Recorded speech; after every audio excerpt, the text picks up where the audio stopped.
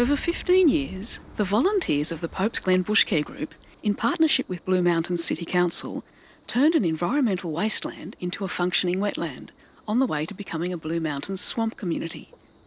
Decades of erosion and runoff from unsealed roads around Blackheath Township had filled the valley with a silt flat 200 metres long and 50 metres wide. This was colonised by dense weed, particularly willows. Funding from the New South Wales Environmental Trust allowed the group to complete major naturalistic runoff control works, weed control and revegetation. Adaptive management, guided by a comprehensive monitoring program, was the key to success.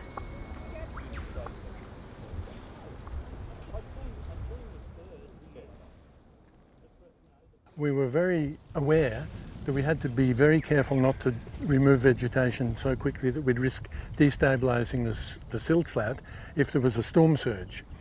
And so we didn't know what had happened when we started cutting down removing the willows, because they created complete canopy. So the first thing we did was we went out somewhere else and found a willow, not here, found a mature willow and we frilled it, and then we cut up a plug of root mass with a shovel, a square plug, like about a cubic foot.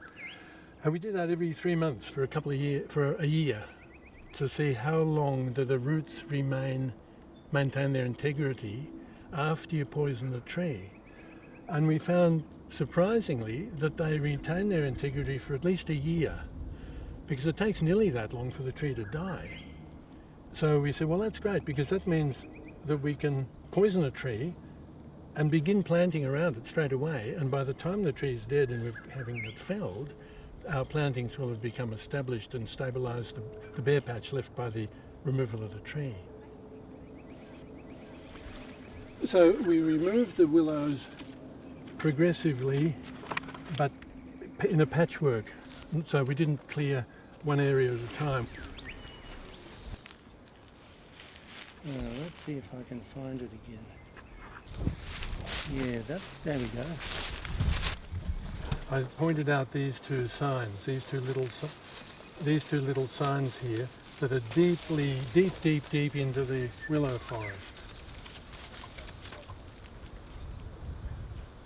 You can still see, so right between the stumps you see sign 6A, there it is there, and there's Andrew Rhodes, a skilled chainsaw operator from council, felling that one just to the right of the sign. So that multi-trunked stump that's there now is that tree. So that gives you, those two pictures give you a very clear idea of the transformation of this site.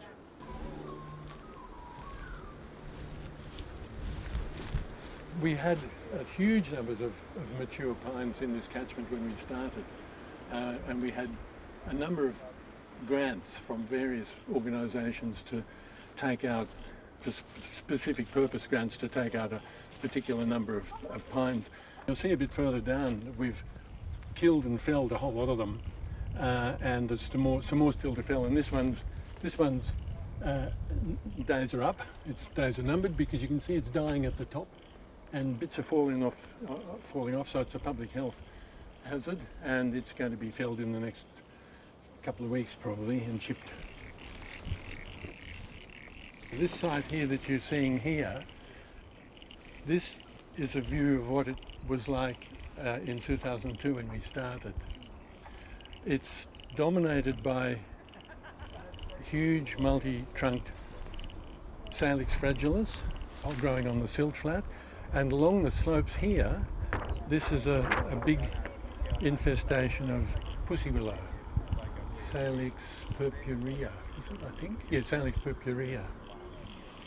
And so Eric lined up, he was a teacher at TAFE at the time, and he got his team, his student group, to come and go through this Salix purpurea and fill it all, kill it all.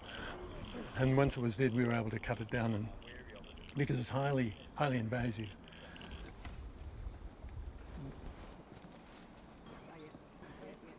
and there's a white one just behind it, which in this photo is right in the middle. All my photo points are in the middle.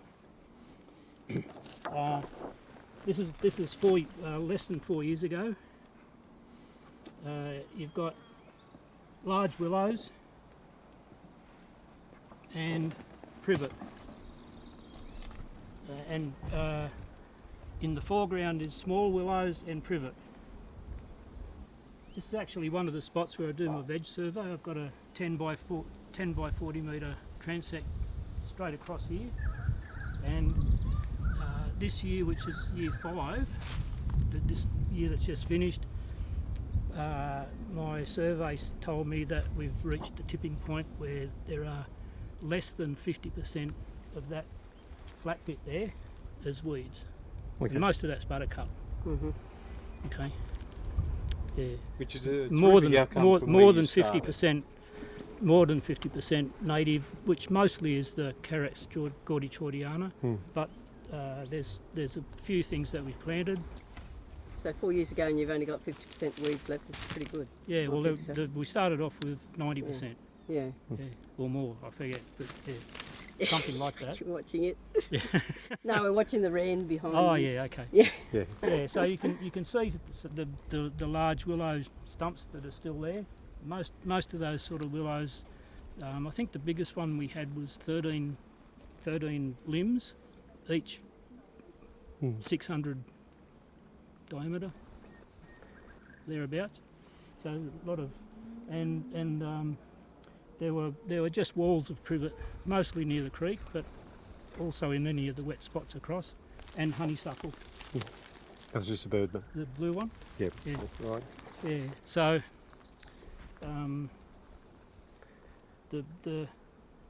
the woody weeds have completely gone, which are the ones that we're really worried about. The only weeds we've got left are there's a little bit of Monbretia keeps popping up.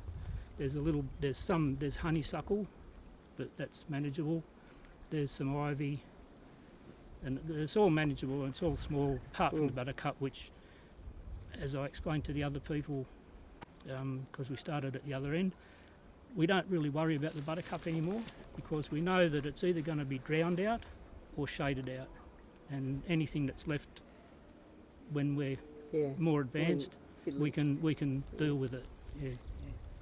And that's a principle we've talked about a lot, is just trying to understand the trajectory of change on your site and then reading where you are in that trajectory, because people can make the mistake of investing too much money on weeding too early in the process.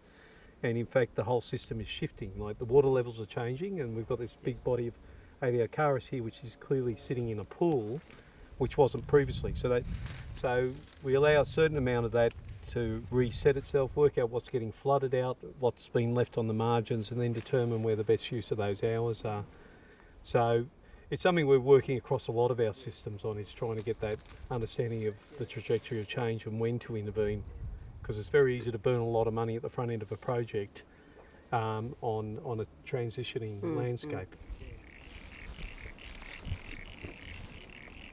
When we first started clearing the willows and opening it up to the light, we were in dismay because suddenly the whole area became a carpet of Ranunculus.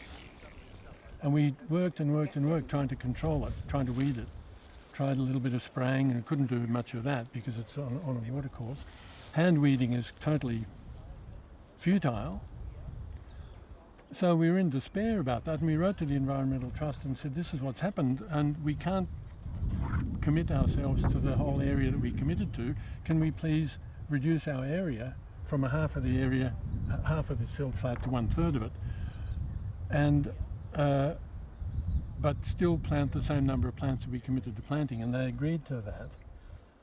And then in the meantime, we discovered that by raising the water table, you suppress the buttercup and allow the native sedges to thrive, and the buttercup is suppressed. So where you see the buttercup still now is on the areas where it's a little bit higher and a little bit drier still. So that's going to be an ongoing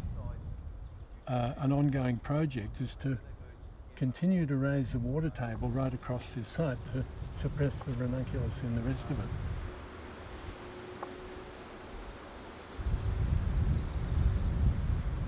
The other thing you'll notice on this side, where there aren't safety issues, lots of the dead willows have been left standing. So the idea is that birds can perch as they sit in this landscape. Lots of this debris up the back here as well has been left standing. I know there's lots of questions, do we pile or do we disperse material? And this is the thing I like about how this group's fought. As they've seen something happen and they've seen a positive outcome, they've reinforced that. So they've seen that the pile debris is actually advantageous to small birds. So they've reinforced those small piles. And we don't have to burn it. No, correct. And actually burning it would be actually a disadvantage to the birds in this location. All of the large timber is largely laid across the contours, so it's giving reinforcing to that erosion management. And it also provides little niches where water backs up behind each of the logs and allows for some of the carex to establish and then migrate out from those locations.